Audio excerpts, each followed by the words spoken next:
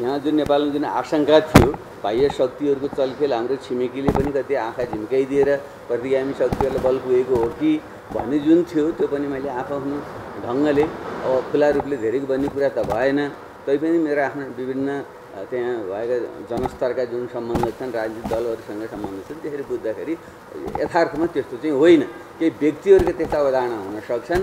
भारत सरकार आफै र त्यहाँको मुख्य शक्तिहरूको चाहिँ फेरि यहाँको व्यवस्थालाई उल्ट्याउने ढङ्गले चाहिँ प्रतिगामी शक्तिहरूलाई उक्साउने ढङ्गको गतिविधि चाहिँ त्यहाँबाट भएको छैन, हुन सक्दैन, त्यसले लाभ गर्दैन भन्ने कुरा नै आयो।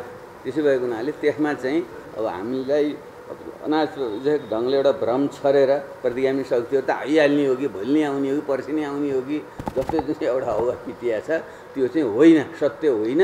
र अलिअलि भएको आशंका पनि मेरो एउटा निजी रूपमा पनि त्यहाँ नै धेरै व्यक्तिहरूसँग मेरा सम्बन्धहरू राजनीतिक दलहरूसँग, बुद्धिजीवीहरूसँग, सञ्चारकर्मीहरूसँग भएको हुँदाखेरि तिनीहरूसँग कुराकानीबाट त्यो धेरै रूपमा चाहिँ प्रष्ट चाहिँ भएको छ। त्यसर्थ मलाई सन्तोषको अनुभूति भएको छ।